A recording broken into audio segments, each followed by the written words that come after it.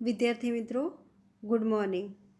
આજે આપણે ઇંગ્લિશમાં unit 3 read 1 females for forestry એમાં પાર્ટ 1માં આપણે 1930માં જે તેહરી ગઢવાલના લોકોએ નોન કોઓપરેશન મૂવમેન્ટ ચલાવી એના વિશે જોયું હતું કે જેમાં એમને જે ઓફિશિયલ ફોરેસ્ટ પોલિસી હતી એની વિરુદ્ધમાં પ્રોટેસ્ટ મિટિંગ એટલે કે એ વૃક્ષોને બચાવવા માટે એ લોકો ભેગા થયા હતા અને એમાં જે લાર્જ નંબર ઓફ પીપલ એટલે ઘણા બધા લોકોને ત્યાંના જે સશસ્ત્ર દળો હતા એમને મારી નાખ્યા. એટલે સુધી આપણે જોયું હતું. હવે પાર્ટ 2માં look at the picture. What do you notice? There are some men, women and children embracing the trees. To embrace એટલે ભેટવું. કેટલાક પુરુષો, સ્ત્રીઓ અને બાળકો વૃક્ષોને ભેટીને ઊભા છે. The two men are with saws in their hands. બે પુરુષો એમના હાથમાં સો એટલે કરવત, આરી, લાકડા કાપવા માટે જે સાધન આવે તે કરવત લઈને તેમના હાથમાં ઊભા છે. They want to cut down the trees. તેઓ વૃક્ષોને કાપવા ઈચ્છે છે. But the people are protecting them. પણ આ જે બધા લોકો ઊભા છે વૃક્ષોને ચીપકાઈને, એ લોકો આ વૃક્ષોને પ્રોટેક્ટ એટલે રક્ષણ કરવું, એ લોકો એમનું રક્ષણ કરવા માગે છે. They do not allow them to do any harm એટલે નુકસાન. કોઈ પણ પ્રકારનું નુકસાન એ વૃક્ષોને કરે as they are emotionally attach to them. Emotionally એટલે ભાવાત્મક રીતે, એટેચ એટલે વળગેલા હોવું. કેમ એ વૃક્ષોને કંઈ નુકસાન થાય એવું ઈચ્છતા નથી કે કારણ કે આ બધા લોકો વૃક્ષો સાથે ભાવાત્મક રીતે જોડાયેલા છે. It was Chipko movement to save the forest. અને આ ચિપકો મુવમેન્ટ હતી ટુ સેવ ધ ફોરેસ્ટ, જંગલોને બચાવવા. The movement saved the green forest. અને આ જે ચિપકો મુવમેન્ટ હતી એને હરિયાળા જંગલોને બચાવ્યા. And protected the environment. અને એન્વાયરમેન્ટ પર્યાવરણની એમને રક્ષા કરી. The post independence Chipko hug a tree movement has grown out of the Satyagraha movement, in which village people have actually put their bodies around trees to stop them from being felled. The post-independence સ્વતંત્રતા પછી જે ચીપકુ movement થઈ એટલે આ ચીપકુ ચળવળ જે થઈ has grown એમાંથી સર્જાઈ out of the Satyagraha movement. Out of Satyagraha movement એટલે સત્યાગ્રહ ચળવળમાંથી ચીપકુ મુવમેન્ટ, ચીપકુ ચળવળની જન્મી, ગ્રોન એટલે જન્મી. પોસ્ટ ઇન્ડિપેન્ડન્સ સ્વતંત્રતા બાદ. In which village people have actually put there bodies. ખરેખર આમાં આ જે ચીપકો મુવમેન્ટ હતી એમાં ગામડાના લોકોએ તેમના શરીર એ અરાઉન્ડ ટ્રીની આસપાસ, વૃક્ષોની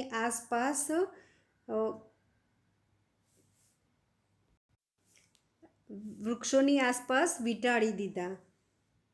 to stop them from being failed. Fail એટલે ટુ કટ. એમને કાપતા બચાવવા માટે, અટકાવવા માટે ગામના લોકોએ તેમના શરીરને વૃક્ષોની આસપાસ એ લોકો વૃક્ષોની આસપાસ વળગી પડ્યા. The grassroots struggle against commercial cutting of the Himalayan forest of Uttar Pradesh has forced the state government to rethink its strategy. The grassroots એટલે પાયાની, સ્ટ્રગલ એટલે ચળવળ, અને પાયાની સ્ટ્રગલ ચળવળ કઈ હતી? Against commercial cutting. કોમર્શિયલ એટલે વ્યવસાયિક, કટિંગ એટલે કાપવું. કોમર્શિયલ કટિંગ એટલે વ્યવસાયિક રીતે કાપવું. શેને કાપવાના હતા? The Himalayan forest of Uttar Pradesh. ઉત્તર પ્રદેશના હિમાલય વિસ્તારમાં જે જંગલો આવેલા હતા તેમનું વ્યવસાયિક રીતે વૃક્ષ છેદન એટલે વૃક્ષોને કાપવું. Has forced the state government, રાજ્ય સરકારને ફોર્સ કર્યો, એના ઉપર રાજ્ય સરકાર ઉપર દબાણ કર્યું. ટુ રીથિંક ફરીથી વિચારવાનું, પુનઃ વિચારણા કરવા. It's strategy. સ્ટ્રેટેજી એટલે વ્યૂહરચના. રાજ્ય સરકારની જે વ્યૂહરચના હતી એમાં ફરીથી વિચાર કરવા એને ફોર્સ કર્યો એટલે કે દબાણ કર્યું. કોમર્શિયલ ફેલિંગ એટલે વ્યવસાયિક રીતે વૃક્ષનું છેદન કરવું કે વૃક્ષ કાપવા. ઇનફેક્ટ હકીકતમાં ઇઝ નાવ બેન્ડ. ટુ બેન એટલે મનાઈ ફરમાવી, એટલે વ્યવસાયિક રીતે વૃક્ષોને કાપવું. ઇનફેક્ટ હકીકતમાં ઇઝ નાવ બેન્ડ, હવે મનાઈ ફરમાવવામાં આવી છે. Above a height of 1000 metre, 1000 metre કરતાં વધારે ઊંચાઈવાળા વૃક્ષોને કાપવા એ હવે મનાઈ ફરમાવવામાં આવી છે. But there are large areas of degraded forest, પરંતુ બહુ મોટા વિસ્તારો ઓફ ડિગ્રેડેડ ફોરેસ્ટ. ડિગ્રેડ એટલે નાશ પામેલા જંગલોના મોટા વિસ્તારો જોવા મળે છે. And the forest department has failed to reafforest them. Reafforest એટલે પુનઃ વનીકરણ કરવું, એટલે ફરીથી જે ડિગ્રેડેડ થયેલા ફોરેસ્ટ છે જેમાં વૃક્ષોનો નાશ થયેલો છે ત્યાં રીઅફોરેસ્ટ એટલે ફરીથી પ્લાન્ટ ઉગાડવા, એને રીઅફોરેસ્ટ કહેવાય. એટલે પણ જે ફોરેસ્ટ ડિપાર્ટમેન્ટ છે તે નિષ્ફળ ગયું છે. ટુ રીઅફોરેસ્ટ ધેમ એટલે આ જે નાશ પામેલા જંગલો છે તેને પુનઃ વનીકરણ કરવામાં ફોરેસ્ટ વિભાગ નિષ્ફળ ગયું છે. એઝ આ રિઝલ્ટ અને પરિણામ સ્વરૂપે there is now a severe scarcity. Scarcity એટલે તંગી, અછત, અને સિવિયર એટલે તીવ્ર. અને આના પરિણામ સ્વરૂપે જે જંગલો નાશ પામ્યા છે ફરીથી એમાં પ્લાન્ટ ઉગાડ્યા નહીં, એટલે જંગલ નાશ પામ્યું અને એનું પરિણામ શું આવ્યું? ધેર ઇઝ અ સિવિયર સ્કેર્સિટી, તીવ્ર અછત ઓફ એનિમલ ફોડર. પ્રાણીઓનો જે ઘાસચારો હોય એમાં તીવ્ર અછત, તંગી.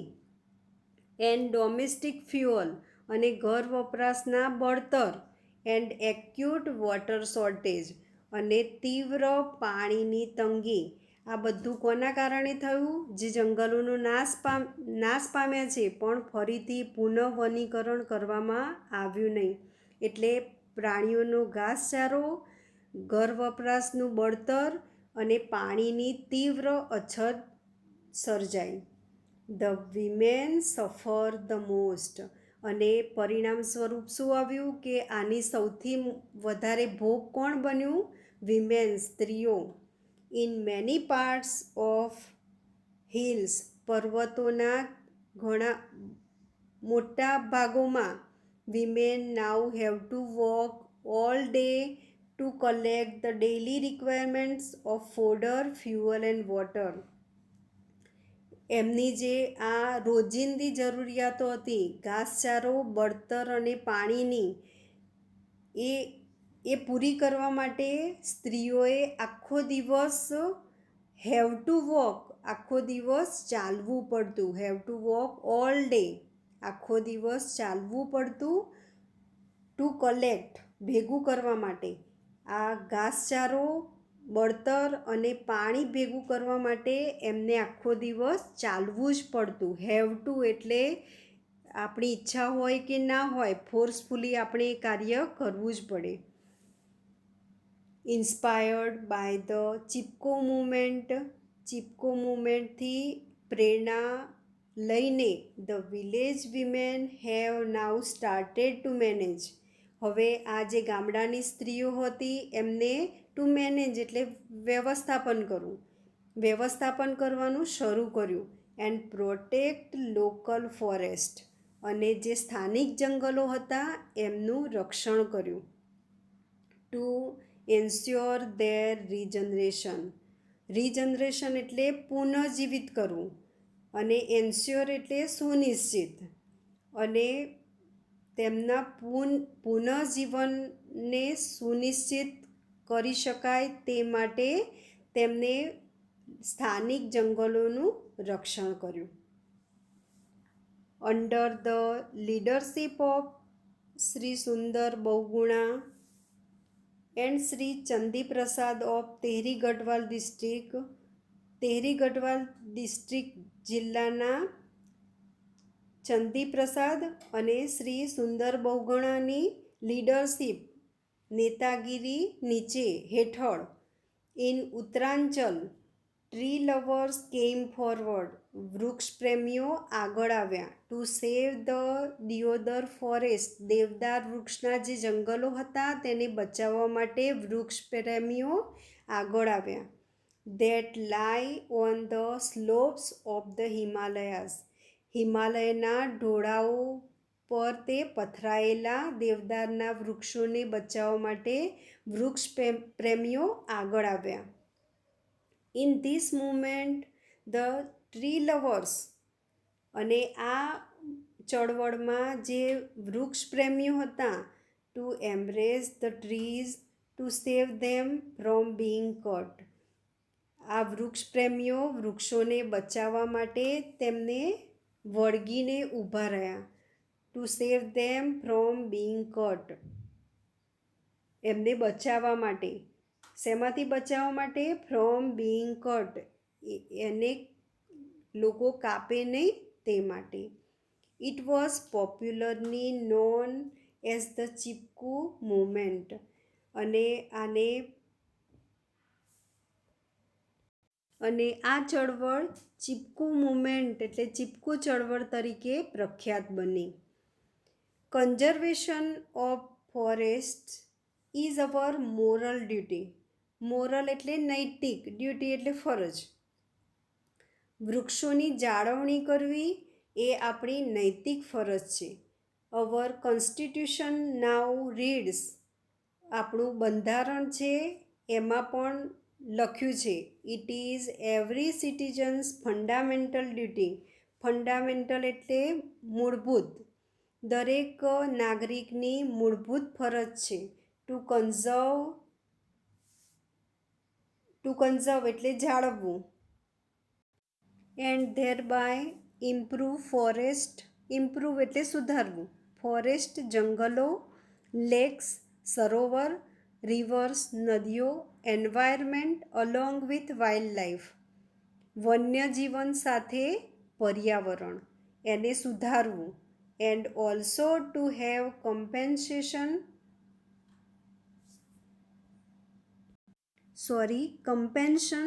ટુવર્ડ્સ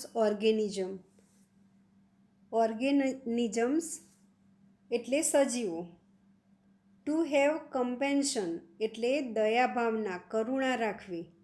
ટુવર્ડ્સ ની તરફ, ઓર્ગેનિઝમ્સ એટલે સજીવો, સજીવો પ્રત્યે દયા કરુણા રાખવી એ દરેક સિટીઝન્સ, દરેક નાગરિકની મૂળભૂત ફરજ છે. Conservation of forest is our moral duty. આપણી નૈતિક ફરજ છે જંગલોની જાળવણી કરવી કે એની સાચવણી કરવી. અને દરેક નાગરિકની આ મૂળભૂત ફરજ છે કે એને જાળવવું, એમાં સુધારો કરવો. ફોરેસ્ટ, જંગલો, સરોવર, નદીઓ અને વન્ય જીવન સાથે પર્યાવરણ અને દરેક જે સજીવો છે એની તરફ કરુણા રાખવી, આ આપણી મૂળભૂત ફરજ છે. હવે અહીંયા પછી આગળનું લેસન પછીના લેક્ચરમાં જોઈશું.